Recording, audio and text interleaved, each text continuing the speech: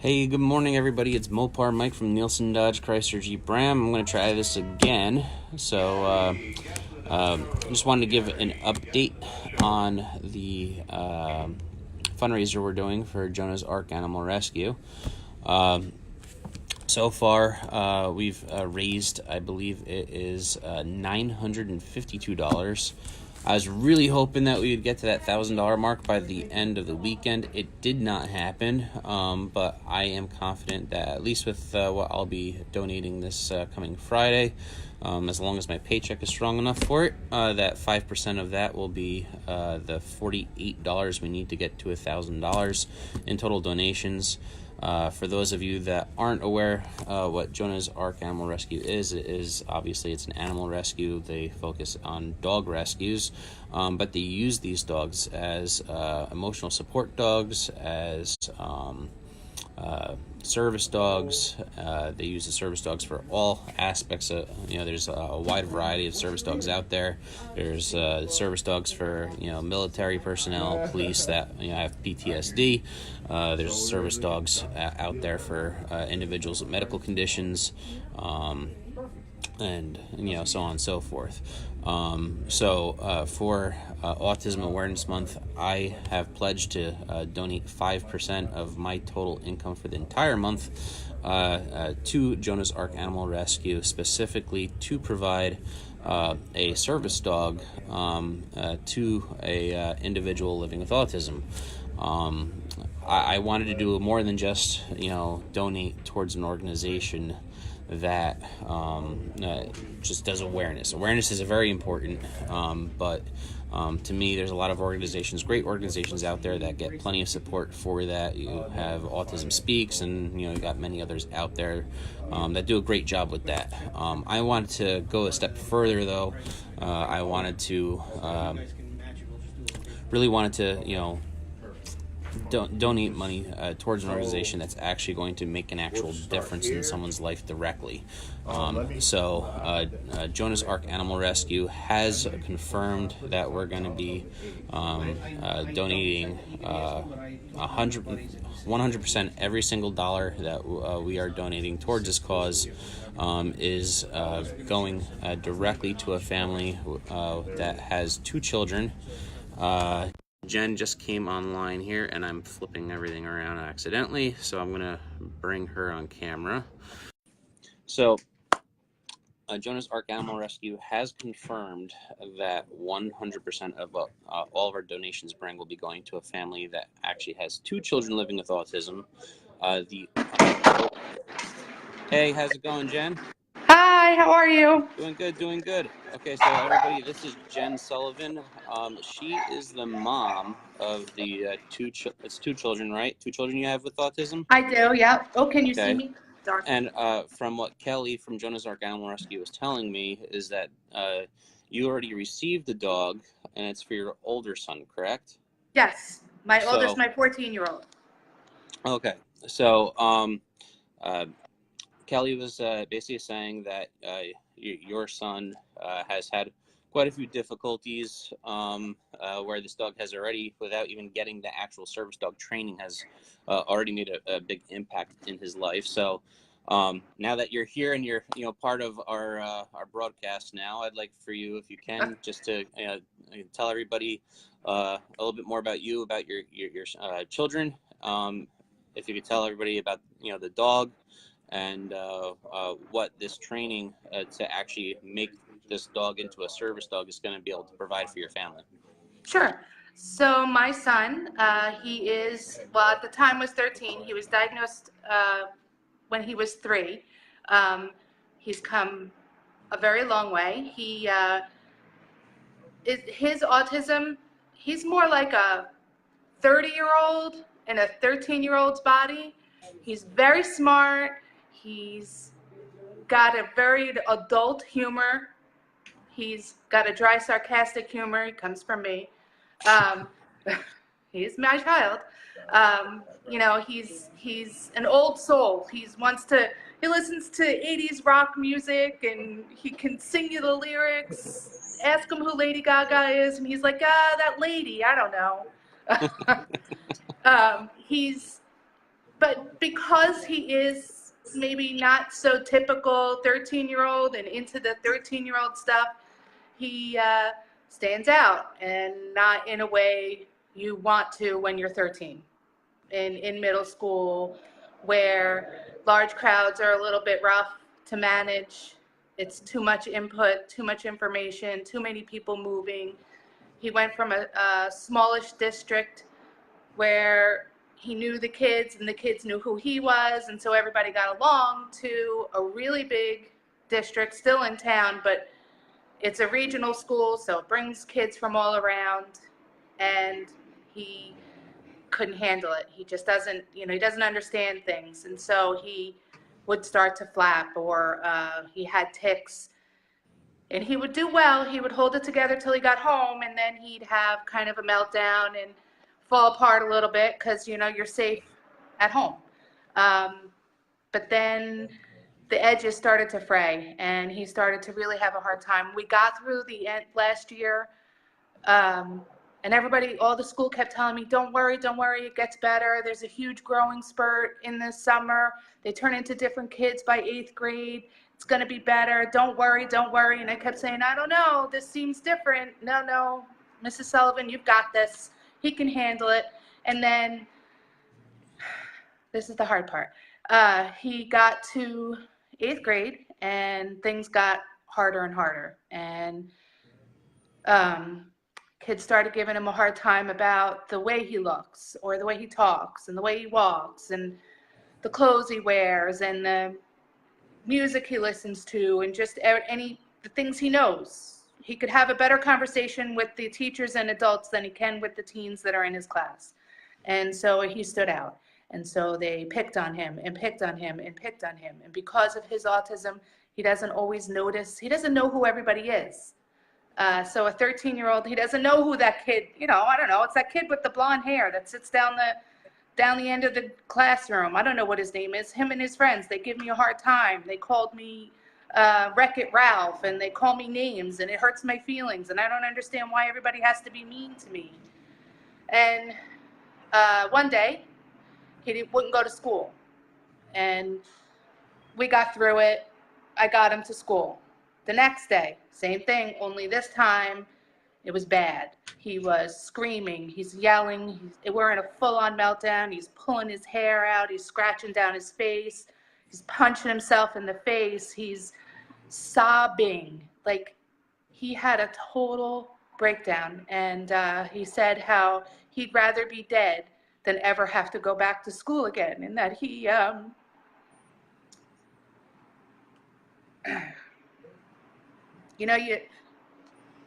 your job is to keep your kids safe, and your job is to raise them to be good grown-ups and decent contributing people, and neurology shouldn't get in the way of that. He's a good boy, he's a good kid, he's going to be a good man, he's going to be a good dad. Those hopes and dreams don't change just because of autism. It's just a word. It's neurology. He's a good kid. He's going to be your boss someday,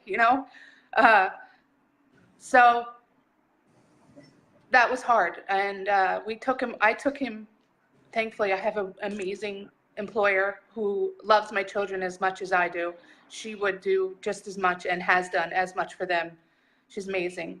And we have a really good support system. I took him right to the pediatrician. We pulled him out of school. We did homebound for a while. He's just gone back to school after Christmas, and that was, Mama Bear had a few fights with the school district, and I fired a couple people and took charge of that situation.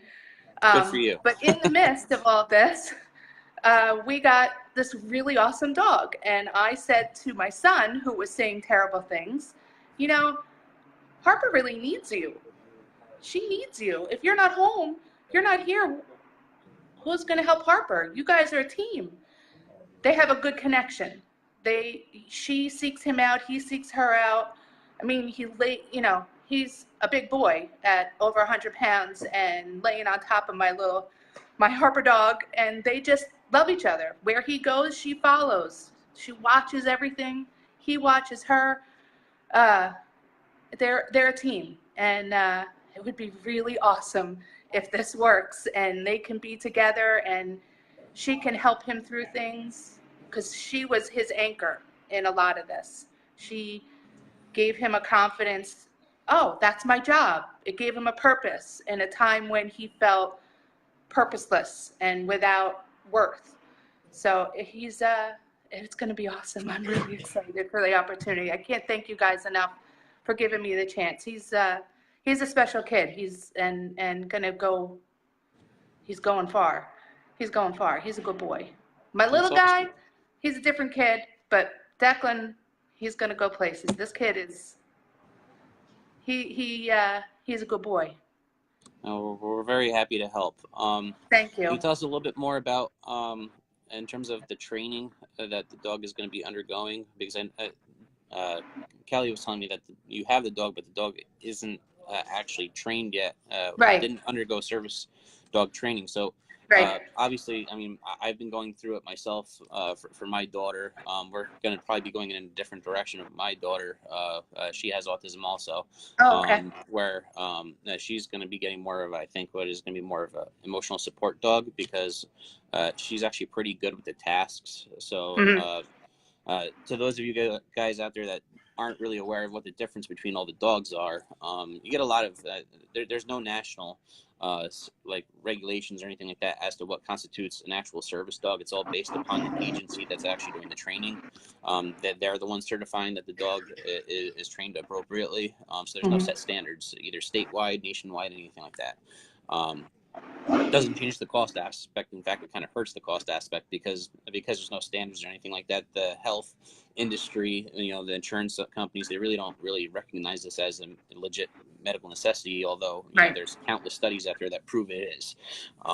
But for my daughter, the thing that really sets the difference between what a service dog is versus an emotional support dog is an emotional support dog is basically an untrained support dog, service dog, meaning that it has all of the basic tendencies that a service dog needs to have to be a service dog. Now, getting into that a little bit more, a service dog is trained to carry out specific tasks for its handler, whether that be for, let's say, someone with a medical issue where they have seizures, where the dog can actually sense when a seizure is coming about and basically warn their handler, hey, you're about to have a seizure.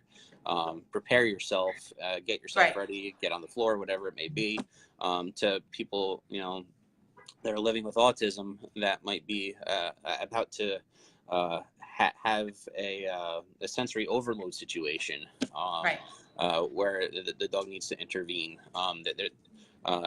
Individuals with PTSD, there's a lot of various needs for a service dog, but one thing that all the service dogs have in common is the service dogs actually perform legitimate tasks that they're trained specifically to do for their handler. Now, when a dog isn't trained to do the specific tasks, it's more of just an emotional support dog. So my daughter's situation, she's as strange as it is, because most individuals with autism aren't very emotional. They're not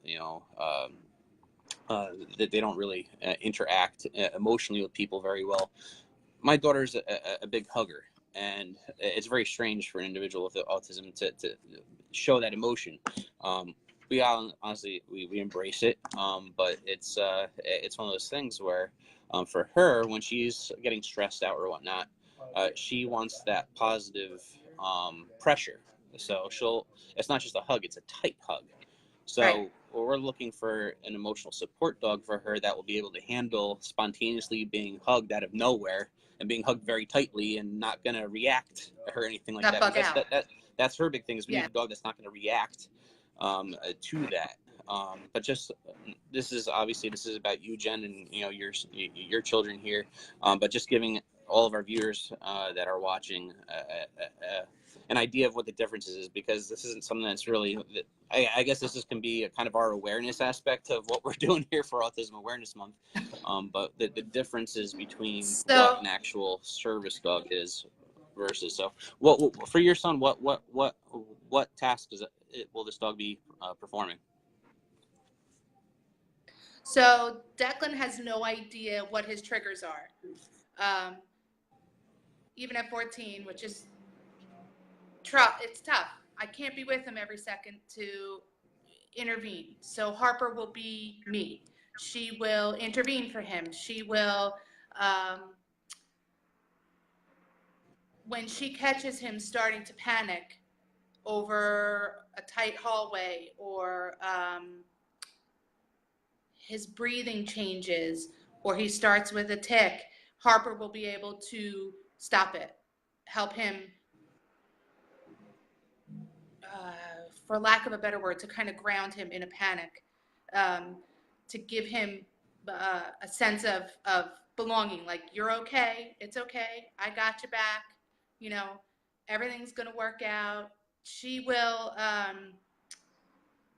kind of guide him through those crazy places and move him to a safe place. So when he does start to break down, she can move him, instead of it being, because it's, you know, the meltdowns are huge, and for Declan, they can be very aggressive. Sensory overload. Violent. They kind of just freeze too. Like yes. they become like deer in almost headlights. frozen because yep.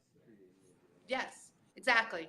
But and then he will lash at anyone. And if and when you meet my son, you would not believe. Everyone says that. You would not believe he has autism. It's so annoying. But you wouldn't. Because you're not around him 24/7. You wouldn't think it, right? You know, invisible illness. It's the invisible illness. You know, you wouldn't think it, but he will come undone, and it's anything in his path. He is not there. He is not in control. It is all fear. So my goal is for Harper to be able to break the chain that makes that come undone, and keep him grounded, move him out, move him to a safe place, move him to where they can go and be, and Declan can kind of come back into himself. He like goes Incredible Hulk. So this in this training, the dog is going to be getting trained to recognize basically your son's tics, so to speak, yes. and the 4 warning signs as to yes. when he's about to have a breakdown, when he's going to enter a sensory overload situation. So the dog yes. will be able to recognize that, and depending on what type of tic it is or whatnot, the dog will be able to recognize, okay, I need to calm him down, okay, I need to remove him from the situation, and right. be able to recognize those differences. Right. Awesome. I'm so excited. We're so excited. I never thought that, you know, we just deal. These are our cards. This is what we do. We figure it out, you know. You take it day by day, moment by moment. You know, what else can you do? This is it. There's nothing you can do. This is it. That's what it comes down to, is you just do what you have to. You do what you do. You parent. Yep. You parent. You know, yep, that's all. These are your kids, and you do what you got to do. That's what I tell everybody. Right. Hell have no fury, man. Don't get in between me and my children. And this is what we do. This is it. This is it. My kids, my boys. Harper she will be me. She will keep him grounded, but still in reality. Right. And I'm hoping this will be a little bit of a social bridge for him, so he gets a little bit more confident in himself. You know, oh, okay, I can handle this. This is just a crowded hallway, to where she'll help him build himself up. Look what I can do. Look what I taught my dog how to do this. This is what we can do together. Someone taught me, I taught my dog, I can do this. It's awesome. Right, and the fact that he'll then also legally be able to bring that dog everywhere that he goes is going to be key. I'm sure there'll be some battles with that, but we'll move. Yeah, past being that education. he's in his teenage years and bringing the dog to school and all that, I'm sure that there's going to be some hurdles there. There'll be some pushback. Kids can definitely be cruel these days, and obviously you're seeing that already. Yes. it'd be great if they weren't so cruel and realize, you know what, hey, this person, you know, Yeah. they've already been, you know, dealt some difficult cards. Let's give them a little grace. Right. But kids aren't like that. They have to No. exploit it. Adults aren't. There are a lot of adults that aren't either. Yeah. You know, Well, that's, there's a lot of there's a lot of also just natural ignorance, yes. especially for, like you said, it's an invisible disease. Yes. You know, it's one of those things where, you know, if you've never had somebody in your family that's autistic, it's nothing bad. It's just that it's a natural ignorance. You've never been around it. You don't understand it. It's not something that you've been educated in, really. So you don't know. You really don't know what you're You don't know responding what to. you don't know. Exactly. Right. So, I go into every IEP meeting like that. I don't know what I don't know, so we laugh too, because sometimes, you know, we'll be having meetings with the school, and you'll get, you know, some teachers that'll give some comments on things, ideas that they have, and it's like, yeah, we did that like 3 years ago. It did not work. Thanks for your it doesn't idea. work. Thanks for Next. trying. Next. So, yeah, so, you know, I said, I just thought it'd be great, you know, for everybody to be able to hear your story, and, you know, how our fundraising is going to directly impact your son's life. I think that's very special. Like I said, I really think it's, you know, it's great, you know, that, you know, there is an Autism Awareness Month, and, you know, there's a lot of great charities out there. Autism Speaks, you know, there's a lot of other ones out there that really do a great job of, you know, trying to remove a lot of this natural ignorance that's there. Yes. And, you know, give people a little bit more information about what this disease really is all about. Yep. It is definitely spectrum. My autism doesn't look like your autism. His autism doesn't look like her autism. Well, It's all different. well, they say, if you know one Spectrum. person with autism, you know one person with autism. One person. But, you know, I, you know, personally, obviously, you know, it has a special place in my heart with, you know, what, you know, my family is going through. But I wanted to do something for Autism Awareness Month that goes beyond just the awareness. I wanted to do something that will directly impact the life of somebody. So I'm very, you know, honored that we're able to help your son. I'm so grateful. So we're so grateful. For everybody watching, I have personally pledged to donate 5% of everything that I'm making this month towards this. So if you guys want to help out, if you guys want to help her son, you can actually check out my website. It's www.moparmikeNJ.com. You can also, there's a link right on the front page, take you right to the donation page. It's through Facebook. If you check out my Facebook page, facebook.com/MoparMikeM, I'm constantly updating it. Like I said, as of the moment, we've raised $952. We're $48 away from hitting the grand. I'm confident we'll be able to do it by the end of the week. I was hoping to get it by this Monday. It didn't happen, but I'm pretty confident, at least with my 5% donation coming in this Friday, we'll be able to get there. I made a personal goal for the fundraiser to try to hit 5,000, being that's the 17th. That might have been too ambitious, but, you know, we're trying. And, you know, just shoot high, you know, right? For those of you that don't know, for those of you that don't know, to actually properly train a service dog, it can be anywhere from $12,000 and upwards of $30,000. Because it's non-stop training. These trainers are with these dogs pretty much 24/7, training these dogs. It's a full-time job, and it goes for, you know, good. Usually it's 6 to 8 months. You know, It's years. It's a long time. Yeah, it can be. So. Yeah, that was it. Just initial training. You know, the training is forever. It doesn't stop. It's one of those things that if you don't use it, you lose it. So these dogs, and after they go through their initial training, they're... Go ahead. It's different for a younger child. The training for that puppy is different than what it is for my a teenager or an adult even. That training is different because it's specified to the need of that child, Exactly. of that person. So, yes. Yep. So, well, that's why there's such a huge span too. You know, it's I said it could be $12,000, it could be $30,000. Depends on the needs of the handler and what that dog needs to learn. But then once the dog learns that stuff, that training needs to keep happening. Otherwise, the dog can, and a lot of times will, revert back to just being a regular dog. That's why it's so important. Um, so I hope that this was informative to all of you guys watching. Thank you, Kelly, for sharing your story. Thank you for telling us about your son and your dog Harper and what that's going to be able to do for your family. And Thank if you. you're able to share what we're doing, hopefully between your network of friends and family, they'll also be able to pitch in and help I will. help us get to the to Absolutely. this goal of being able to financially support the training for your dog. So Yep. we're very blessed and very happy to do this for you. And thanks for being on the broadcast today. Really appreciate it. Thank you so much. My husband and I, my family, we can't be more grateful. Thank you so much. All right, well, we'll keep in touch. I'll see you around. Thank you. To everybody watching, the more cars we get out this month, the more we're able to help. We're able to help Jen and her family. So to everybody out there, remember, it's Mopar or no car. Have a good one. Thanks.